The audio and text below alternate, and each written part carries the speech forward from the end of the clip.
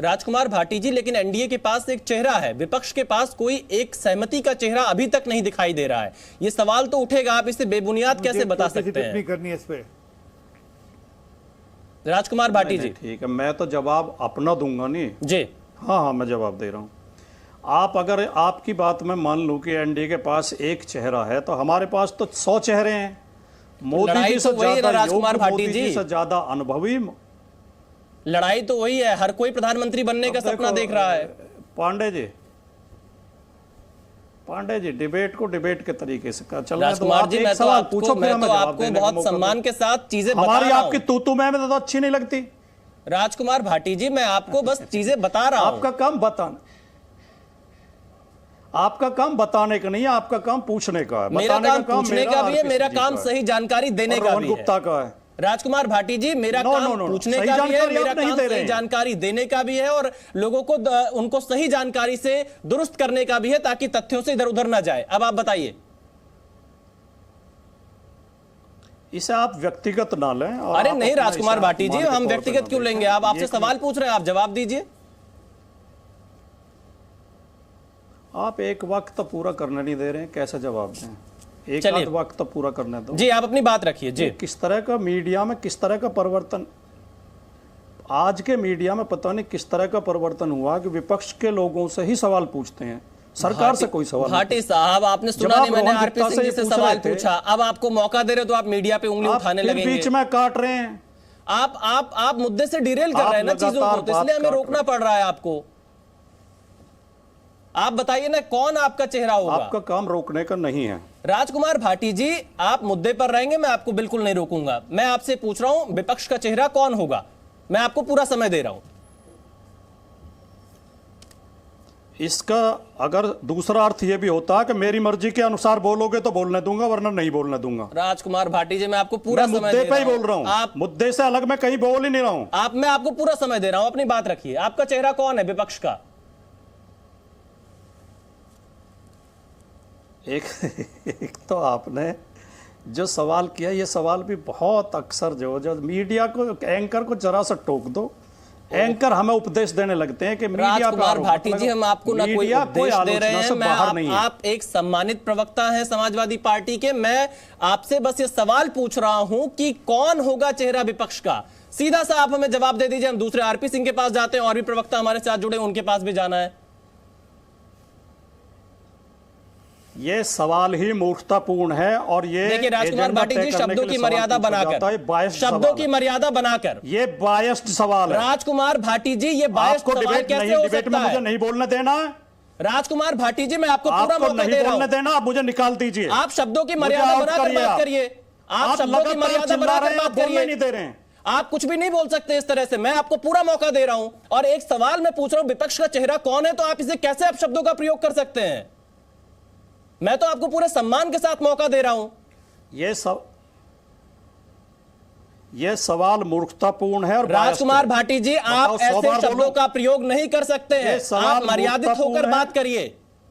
ये सवाल मूर्खतापूर्ण है। राजकुमार भाटी जी, आप मर्यादा में रहकर बात करिए। आप इस तरह के शब्दों का प्रयोग नहीं कर सकते हैं।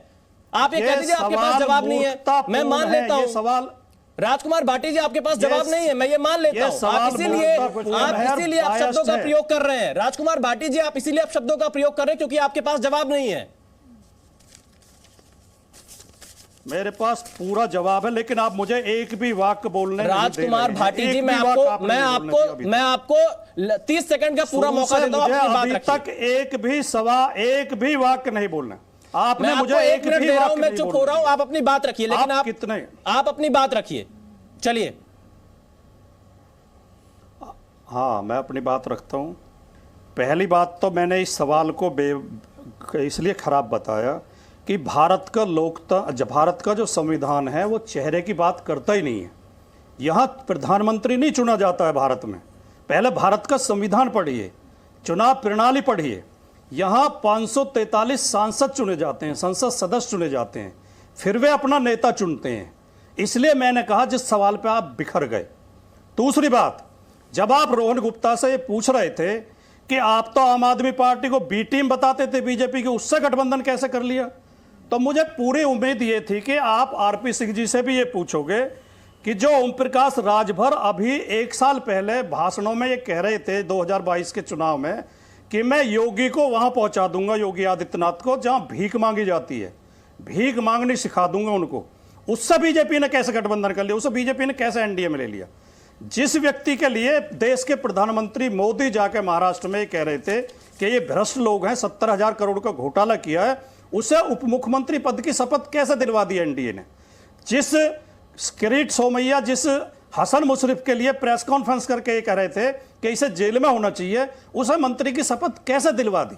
जब हम ये सवाल उठाते हैं कि मीडिया ये सवाल क्यों नहीं पूछता, तो आप हमें उपदेश देने लगते हैं। राजकुमार मीडिया पे सवाल मत उठाओ, आपका उपदेश हमें नहीं चाहिए, हमें आपके भी बयान याद हैं। आप भी कांग्रेस पार्टी को और बीजेपी पार्टी को नहीं चाहिए तो आप दुकान खोलिए, आप पत्रकार मत भाटी जी, आप अपने शब्दों की मर्यादा बनाकर बात करिए। आप इस तरह से शब्दों का प्रयोग नहीं कर सकते हैं। आपको पता है आपकी पार्टी की तरफ से क्या बयान आए हुए हैं। सुन नहीं सकते आप में। राजकुमार भाटी जी, राजकुमार भाटी जी, परचूने की दुकान कर, राजकुमार भाटी जी, आप अपनी राजनीति को देखिए, पत्रकार की कोई योग्यता नहीं है। आप इस तरह शब्दों का प्रयोग नहीं कर सकते हैं। अब आप मर्यादित रहकर बहस करिए। चलिए मैं आगे बढ़ता हूं। आरपी सिंह जी जवाब दीजिए। आपके ऊपर भी आरोप लग रहे हैं कि आप ऐसे दलों के साथ गठबंधन कर रहे हैं जो आपके ही नेताओं के खिलाफ अपशब्द बोलते थे।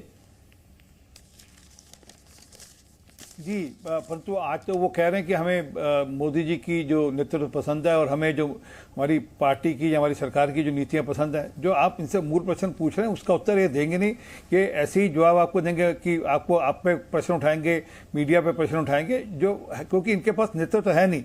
ये क्या है कि अभी चलते रहिए, देखते रहिए, थोड़े दिन बाद आपको नजर आ जाएगा, सब कुछ दिख जाएगा कैसे क्या हालत हो रही है। परंतु जो मूल बात है, नेता भी नहीं है और नीतियाँ भी नहीं है। अभी इनके एक नेता है नेहालुद्दीन, आरजेडी के बड़े माननीय विधायक हैं। उन्होंने क्या कहा कि हमारे बच्चे, मुसलमान बच्चे आत्मरक्षा के लिए बम बनाते हैं तो क्या बुरा करते हैं, वो आत्मरक्षा के लिए बम बनाएंगे तो क्या बुराई है। एक नेता, जरा पूछ लीजिए जितने नेता बैठे हैं यहाँ पे पैनल पे, उनके नेताओं की क्या कहना है इसके बारे में, उनके नेता को क्या कहना है इनके सारे विषय के बारे में। क्या देश के बच्चों को हम बम बनाने की फैक्ट्री खोलने की ट्रेनिंग देंगे क्या? ये है इनका एजेंडा क्या? और दूसरी बात, ये जितने लोग हैं सबके सब ऐसे समझ लीजिए, 1 मिनट और दीजिए, ये सबके सब ऐसे लोग हैं जो वो इकट्ठे हुए हैं जो भ्रष्टाचार में लिप्त हैं, जिनके ऊपर भ्रष्टाचार के मामले हैं।